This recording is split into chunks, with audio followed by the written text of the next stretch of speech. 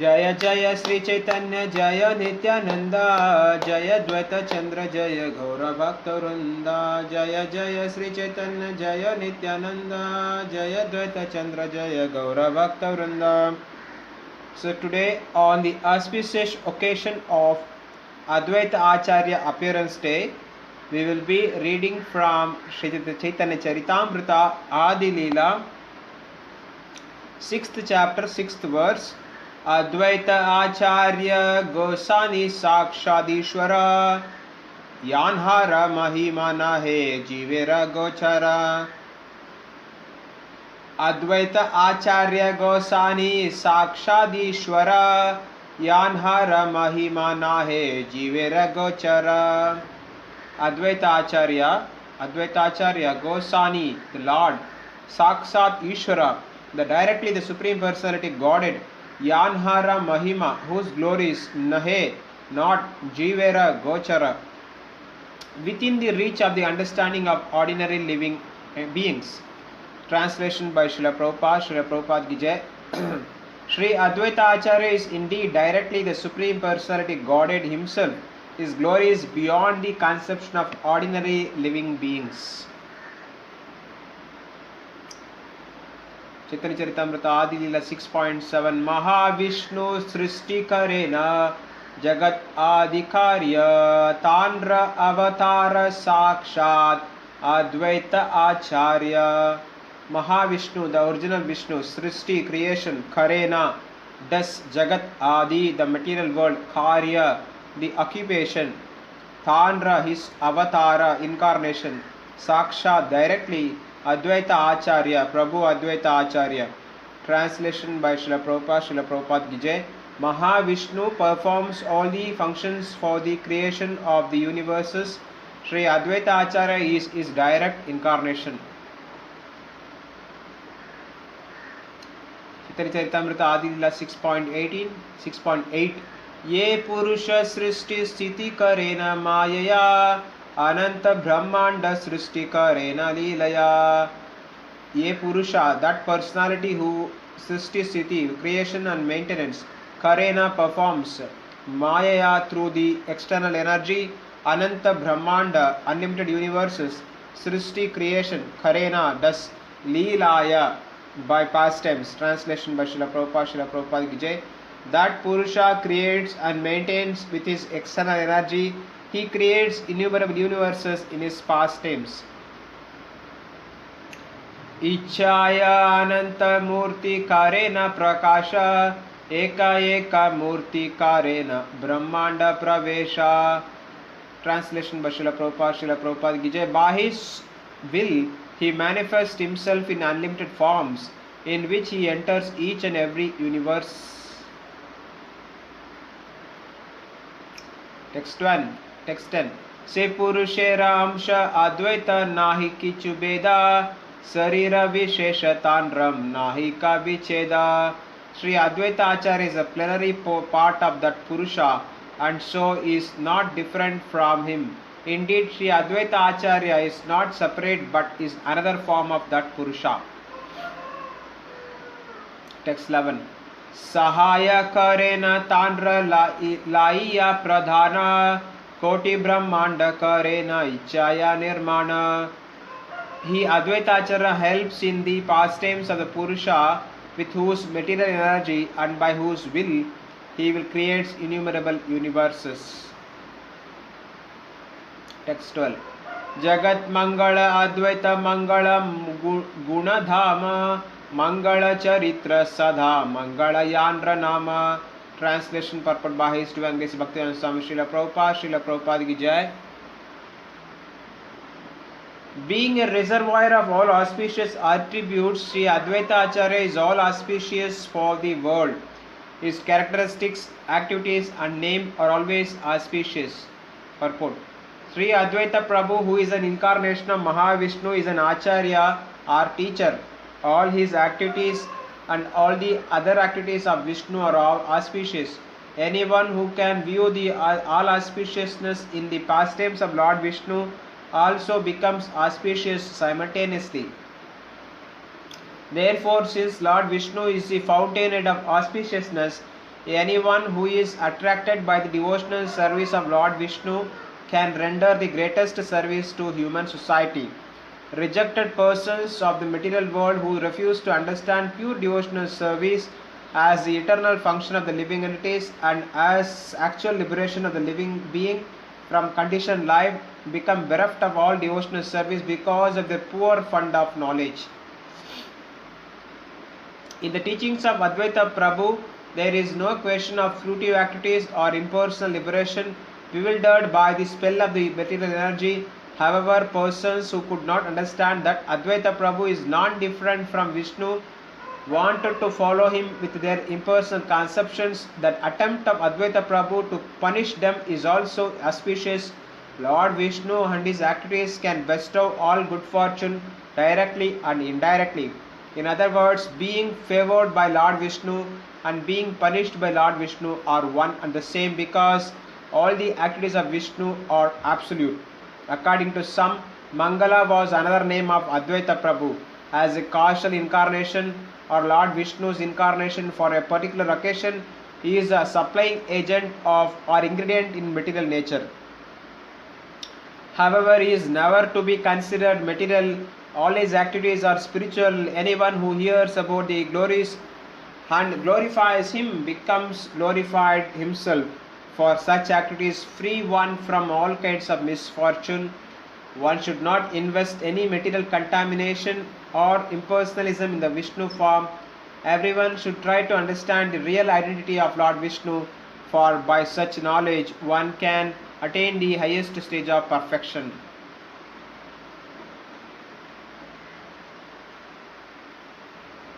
Adi Lila 6.13 Koti Amsha Koti Shakti Koti Avatara Letalana Sruje Purusha Sakala Samsara. Translation by Srila Prabhupada. Srila Prabhupada ki Jai. Mahavishnu creates the entire material world with millions of his parts, energies and incarnations.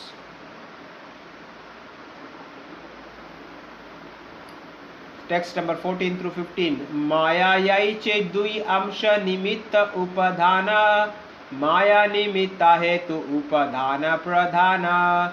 Purusha Ishvara aiche divi murti haiya. Vishwa srishti kare nimitta upadhana lana. Translation and purport by His Divine Bhaktivedanta Swami Srila Prabhupada. Srila Prabhupada ki Jai. Just as the external energy consists of two parts, the efficient cause, nimitta, and the material cause, upadhana. Maya being the deficient cause and pradhana, the material cause. So Lord Vishnu, the Supreme Personality Godhead, assumes two forms to create the material world with the efficient and material causes. Purport by Srila Prabhupada. Srila Prabhupada ki Jai. There are two kinds of research to find the original cause of creation.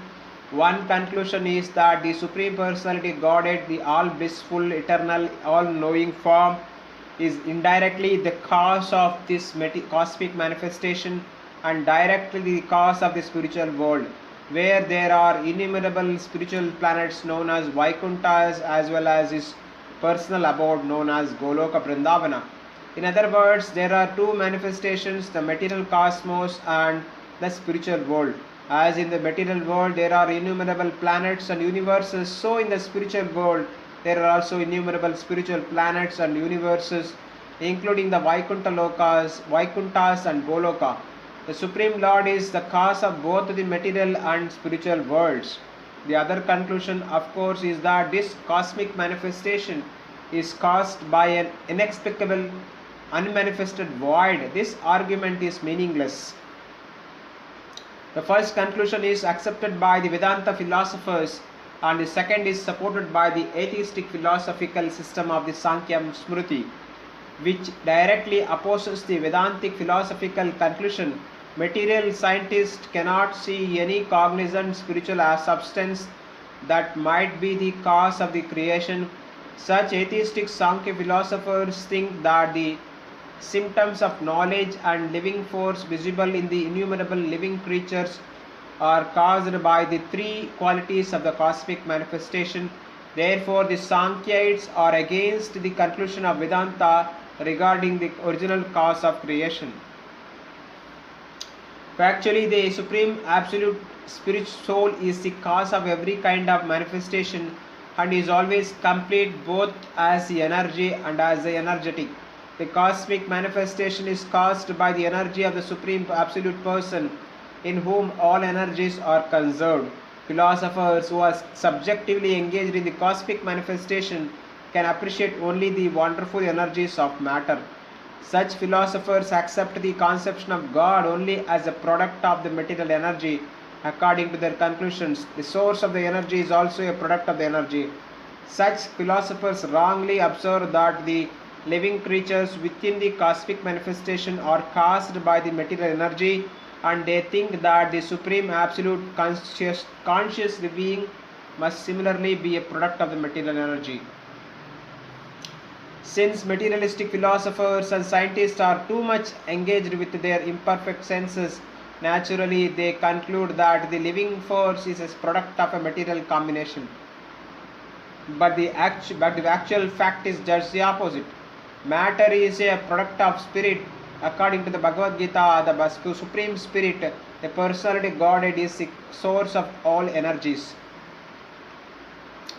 When one advances in research work by studying a limited substance within the limits of space and time, one is amazed by the various wonderful cosmic manifestations, and naturally one goes on hypnotically accepting the path of research work or the inductive method through the deductive way of understanding. However, one accepts the Supreme Absolute Person, the Personality Godhead, as the cause of all causes,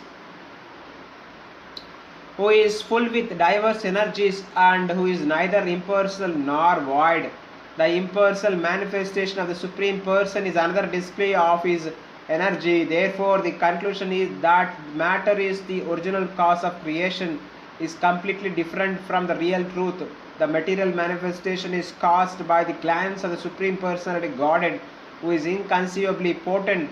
Material nature is electrified by the Supreme Authority and the conditioned soul within the limits of time and space.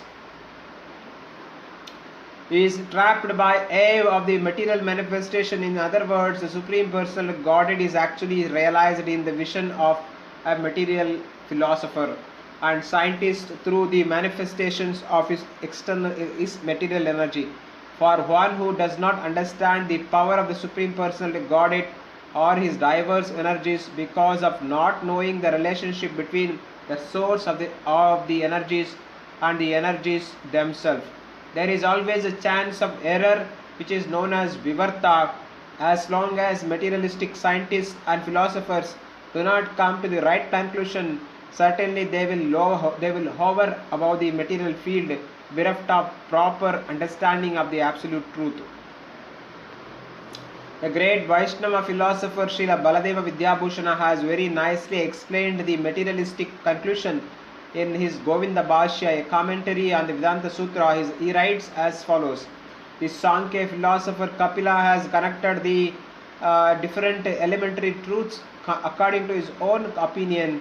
Material nature, according to him, consists of the equilibrium of the three material qualities: goodness, passion, and ignorance. Material nature produces the material energy known as Mahat, and Mahat produces the false ego. The ego produces these 5 objects of sense perception, which produce the 10 senses, 5 for acquiring knowledge and 5 for working. The mind and the 5 gross elements. Counting the Purusha or the enjoyer, with these 24 elements, there are 25 different truths. The non-manifested stage of these 25 elementary truths is called Prakriti or material nature. The qualities of material nature can associate in 3 different stages, namely as the cause of happiness, the cause of distress, and the cause of the illusion. The quality of goodness is the cause of material happiness. The quality of passion is the cause of material distress. The quality of ignorance is the cause of illusion. Our material experience lies within the boundaries of these 3 manifestations of happiness, distress, and illusion. For example, a beautiful woman is certainly a cause of material happiness for one who possesses her as a wife. But the same beautiful woman is a cause of distress to a man whom she rejects, or who is the cause of her anger. And if she loves a man, she becomes the cause of illusion. She leaves a man, she becomes the cause of illusion. The two kinds of senses are the 10 external senses and the one internal sense, the mind. Thus, there are 11 senses. According to Kapila, material nature is eternal and all powerful. Originally, there is no spirit and matter has no cause. Matter itself is the chief cause of everything. It is the all-pervading cause of all causes. The Sankhya philosophy regards the total energy Mahatattva, the false ego, and the 5 objects of sense perception as the 7 diverse manifestations of material nature, which has 2 features known as the material cause and the efficient cause. The Purusha, the enjoyer, is without transformation, whereas material nature is always subject to transformation. But although material nature is inert, it is the cause of enjoyment and salvation for many living creatures. Its activities are beyond the conception of sense perception, but still one may guess at them by superior intelligence. Material nature is one, but because of the interaction of the 3 qualities, it can produce the total energy and the wonderful cosmic manifestation. Such transformations divide material nature into 2 features, namely the efficient and material causes. The Purusha, the enjoyer, is inactive and without material qualities, although at the same time he is a master existing separately in each and every body as the emblem of knowledge.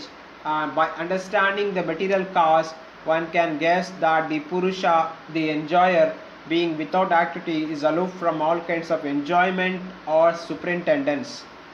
Sankhya philosophy, after describing the nature of Prakriti, material nature, and Purusha, the enjoyer, asserts that the creation is only a product of their unification or proximity to one another.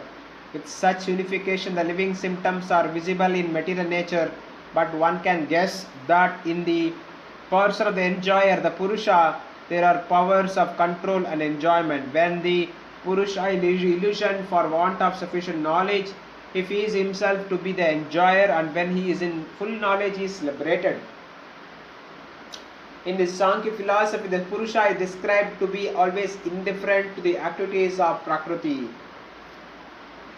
The Sankhya philosopher accepts 3 kinds of evidences, namely direct perception, hypothesis, and traditional authority. When such evidence is complete, everything is perfect. The process of comparison within such perfection. Beyond such evidence, there is no proof. There is not much controversy regarding direct perceptional evidence or authorized traditional evidence. The Sankhya system of philosophy identifies 3 kinds of procedures, namely parinama, transformation, samanvayat, adjustment, and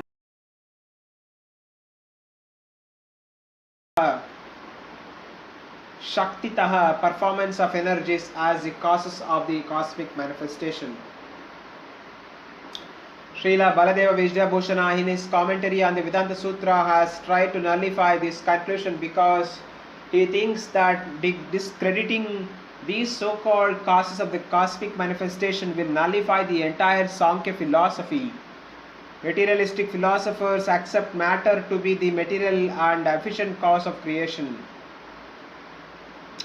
For them, matter is the cause of every type of manifestation. Generally, they give the example of a water pot and clay. Clay is the cause of the water pot, but the clay can be found as both cause and effect. The water pot is the effect and clay itself is the cause. But clay is visible everywhere. A tree is matter, but a tree produces fruit. Water is matter, but water flows. In this way, say the Sankhyites, matter is the cause of movements and production. As such, matter can be considered the material and efficient cause of everything in the cosmic manifestation. Srila Baladeva Vidyabhushana has therefore enunciated the nature of pradhana as follows. Material nature is inert, and as such it cannot be the cause of matter, neither as the material nor as the efficient cause. Seeing the wonderful arrangement and management of the cosmic manifestation generally suggests that a living brain is behind this arrangement. For without a living brain, such an arrangement could not exist. One should not imagine that such an arrangement can exist without conscious direction. In our practical experience, we never see that inert bricks can themselves construct a big building. The example of the water pot cannot be accepted because a water pot has no perception of pleasure and distress. Such perception is within, therefore the covering body or the water pot cannot be synchronized with it. Sometimes the material scientists suggest that trees grows from the earth automatically without assistance from a gardener, because that is a tendency of matter. They also consider the intuition of living creatures from birth to be material, but such material tendencies as bodily intuition cannot be accepted as independent, for they suggest the existence of a spirit soul within the body. Actually, neither the tree nor any other body of a living creature has any tendency or intuition. The tendency and intuition exist because a soul is present within the body. In this connection, the example of a car and driver may be given very profitably. The car has a tendency to turn right and left, but one cannot say that the car itself as matter turns right and left without the direction of a driver.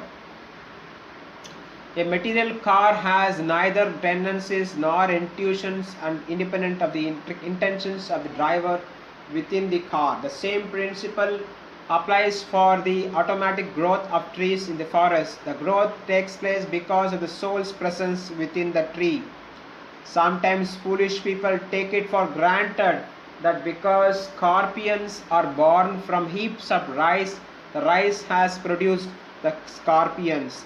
The real fact, however, is that the mother scorpion lays eggs within the rice, and by the proper fermentation of the rice, the eggs give birth to several baby scorpions, which in due course come out. This does not mean that the rice gives birth to the scorpions.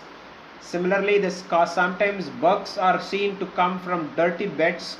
This does not mean, however, that the beds give birth to the bugs. It is a living soul that comes forth, taking advantage of the dirty condition of the bed. There are different kinds of living creatures. Some of them come from embryos, some from eggs, and some from fermentation of perspiration. Different living creatures have different sources of appearance, but one should not conclude that matter produces such living creatures. The example cited by materialists that trees automatically come from the earth follows the same principle. Taking advantage of a certain condition, a living entity comes from the earth. According to the Brihadaranyaka Upanishad, every living being is forced by diverse divine superintendents to take a certain type of body according to his past deeds. There are many varieties of bodies, and because of a divine arrangement, a living entity takes bodies of different shapes. When a person thinks, I am doing this, the I am does not refer to the body, it refers to something more than the body. Or within the body as such, the body as it is has neither tendencies nor intuition. The tendencies and intuition belong to the soul within the body. Material scientists sometimes suggest that the tendencies of male and female bodies cause their union, and that this is the cause of the birth of the child. But since the Purusha, according to Sankhya philosophy, is always unaffected, where does the tendency to give birth come from? Sometimes material scientists give the example that milk turns into curd automatically, and that distilled water pouring from the clouds fall down to earth produces different kinds of trees and enters different kinds of flowers and fruits with different fragrances and taste. Therefore, they say matter produces varieties of material things on its own. In reply to this argument, the same proposition of the Brihadaranyaka Upanishad, that different kinds of living creatures are put into different kinds of bodies by the management of a superior power, is repeated. Under superior to superintendents, various souls according to their past activities are given the chance to take a particular type of body, such as that of a tree, animal, bird or beast, and thus their different tendencies develop under these circumstances. The Bhagavad Gita 13.22 also further affirms Purushaha prakrutisto hi bhungte prakrutijan gunan karanam gunasango asya sadasad yoni janmashu. The living entity in material nature thus follows the ways of life, enjoying the three modes of nature. This is due to his association with that material nature. Thus he meets with good and evil among various species. The soul is given different types of bodies. For example, where souls not given varieties of tree bodies, different varieties of fruits and flowers could not be produced. Each class of tree produces a particular kind of fruit and flower. It is not that there is no distinction between the different classes. An individual tree does not produce flowers of different colors or fruits of different taste. There are demarcated classes as we find them among humans, animals, birds and other species. There are innumerable living entities and their activities performed in the material world according to the different qualities of material modes of nature. Give them the chance to have different kinds of lives. Thus one should understand that pradhana, matter, cannot act unless impelled by a living creature. The materialistic theory that matter independently acts cannot therefore be accepted. Matter is called prakriti, which refers to female energy. A woman is prakriti, a female. Female cannot produce a child without the association of a purusha, a man. The purusha causes the birth of a child because a man injects a soul which is sheltered in the semen into the womb of the woman. The woman has a material cause, supplies the body of the soul, and as the efficient cause she gives birth to the child. But although the woman appears to be the material and efficient cause of the birth of a child, originally the purusha, the male, is the cause of the child. Similarly, the material world gives rise to varieties of manifestation due to the entrance of Garbhodakashayi Vishnu within the universe. He is present not only within the universe but within the bodies of all living creatures as well as within the atom. We understand from the Brahma Samhita that the super soul is present within the universe, within the atom and within heart of every living creature. Therefore, the theory that matter is the cause of the entire cosmic manifestation cannot be accepted by any man with sufficient knowledge of matter and spirit. Materialists sometimes give the argument that as straw eaten by a cow produces milk automatically, so material nature under different circumstances produces varieties of manifestation. Thus, originally matter is the cause. In refuting this argument, we may say that an animal of the same species as a cow, namely the bull, also eats straw like the cow but does not produce milk. Under the circumstances, it cannot be said that straw in connection with a particular species produces milk. The conclusion should be that there is superior management as confirmed in the Bhagavad Gita 9.10, where the Lord says, Maya adhyakshena prakritihi suyate sachara charam. This material nature is working under my direction, O son of Kunti, and it is producing all moving and non-unmoving beings. The Supreme Lord says, Maya adhyakshena, under my superintendence. When he desires that the cow produce milk by eating straw, there is milk. And when he does not so desire it, the mixture of such straw cannot produce milk. If the way of material nature has been that straw produced milk, a stack of straw could also produce milk. But that is not possible, and the same straw given to a human female also cannot produce milk. That is the meaning of the Bhagavad Gita statement that only under superior orders does anything take place. Matter itself has no power to produce independently. The conclusion therefore is that matter, which has no self-knowledge, cannot be the cause of the material creation. The ultimate creator is the Supreme Personality of Godhead. If matter were accepted as the original cause of creation, all the authorized scriptures in the world would be useless, for in every scripture, especially the Vedic scriptures like the Manusmriti, the Supreme Personality Godhead is said to be the ultimate creator. The Manusmriti is considered the highest Vedic direction to humanity. Manu is the giver of law to mankind, and in the Manusmriti it is clearly stated that before the creation the entire universal space was darkness, without information and without variety, and was in a state of complete suspension like a dream. Everything was darkness. The Supreme Personality Godhead then entered the universal space, and although he is invisible, he created the visible cosmic manifestation. In the material world, the Supreme Personality Godhead is not manifested by his personal presence, but the presence of the cosmic manifestation in different varieties is the proof that everything has been created under his direction. He entered the universe with all creative potencies, and thus he removed the darkness of the unlimited space.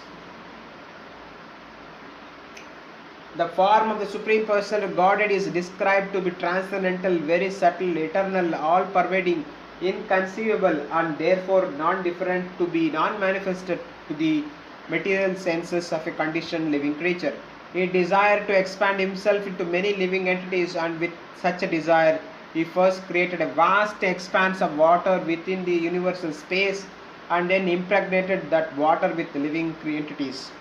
By that process of impregnation, a massive body appeared blazing like 1,000 suns, and in that body was the first creative principle, Brahma. A great Parasara Rishi has confirmed this in the Vishnu Purana. He says that the cosmic manifestation visible to us is produced from Lord Vishnu and sustained under his protection. He is a principal maintainer and destroyer of the universal form.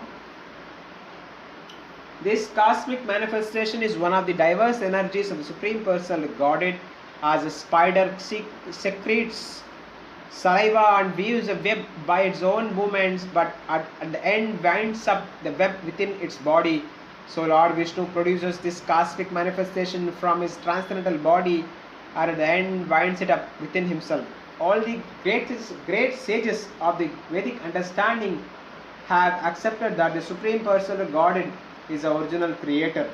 It is sometimes claimed that the impersonal speculations of great philosophers are meant for the advancement of knowledge without religious ritualistic principles, but the religious ritualistic principles are actually meant for the advancement of spiritual knowledge. By performance of religious rituals, one ultimately reaches the supreme goal of knowledge by understanding that Vasudeva, the Supreme Personal Godhead, is the cause of everything. It is clearly stated in the Bhagavad Gita that even those who are advocates of knowledge alone without any religious ritualistic process advance in knowledge after many lifetimes of speculation, and thus come to the conclusion that Vasudeva is the supreme cause of everything, and that be. As a result of this achievement of this goal of life, such an advanced learned scholar or philosopher surrenders to the Supreme Personal Godhead. Religious ritualistic performances are actually meant to cleanse the contaminated mind in the material world, and the spiritual future of this age of Kali is that one can easily execute the process of cleansing the mind of contamination by chanting the holy names of God. Hare Krishna, Krishna Krishna, Hare Hare, Hare Rama, Rama Rama, Hare Hare. A Vedic injunction states, Sarve Veda Yat Padam Mamananti. Kathopanishad 1.2.15. All Vedic knowledge is searching after the Supreme Personal Godhead. Similarly, another Vedic injunction states, Narayana Para Veda. The Vedas are meant for understanding Narayana, the Supreme Lord. Similarly, the Bhagavad Gita also confirms, Vedaist Sarve Rahame Vedyaha. By all the Vedas, Krishna is to be known. Therefore, the main purpose of understanding the Vedas, performing Vedic sacrifices and speculating on the Vedanta Sutra is to understand Krishna. Accepting the impersonalist view of the voidness or the non-existence of the Supreme Personality Godhead negates all the study of the Vedas. Impersonal speculation aims at disproving the conclusion of the Vedas. Therefore, any impersonal speculative presentation should be understood to be against the principles of the Vedas or standard scriptures. Since the speculation of the impersonalists does not follow the principles of the Vedas, their conclusion must be considered to be against the Vedic principles. Anything not supported by the Vedic principles must be considered imaginary and lacking in standard proof. Therefore, no impersonalist explanation of any Vedic literature can be accepted. If one tries to nullify the conclusions of the Vedas by accepting an unauthorized scripture or so-called scriptures, it will be very hard for him to come to the right conclusion about the absolute truth. The system of adjusting two contradictory scriptures is to refer to the Vedas, for references from the Vedas are accepted as final judgments. When we refer to a particular scriptures, it must be authorized, and for this authority it must strictly follow the Vedic injunctions. If someone presents an alternative doctrine he himself has manufactured, that doctrine will prove itself useless. For any doctrine that tries to prove that Vedic evidence is meaningless immediately proves itself meaningless. The followers of the Vedas unanimously accept the authority of Manu and Parashara in the disciple succession. Their statements, however, do not support the atheistic Kapila, because the Kapila mentioned in the Vedas is a different Kapila, the son of Kardama and Devahuti. The atheist Kapila is a descendant of the dynasty of Agni and is one of the conditioned souls, but the Kapila, who is the son of the Kardama Muni, is accepted as an incarnation of Vasudeva. The Padma Purana gives evidence that the Supreme Personality Godhead Vasudeva takes birth in the incarnation of Kapila, and he, by his expansion of atheistic Sankhya philosophy, teaches all the demigods and the Brahmana of the name Asuri. In the doctrine of the atheistic Kapila, there are many statements directly against the Vedic principles. The atheistic Kapila does not accept the Supreme Personal Godhead. He says that the living entity is himself the Supreme Lord, and that no one is greater than him. His conceptions of so-called conditioned and liberated life are materialistic, and he refuses to accept the importance of immortal time. All such statements are against the principles of Vedanta Sutra. Shri Chaitanya Charitamrita ki jai, Advaita Acharya Prabhu ki jai, Chaitanya Mahaprabhu ki jai, Nityananda Prabhu ki jai, Ananta Koti Vaishnava Vrinda ki jai, Srila Prabhupada ki jai. Jai Gaur Premanande, Hari Hari Bol.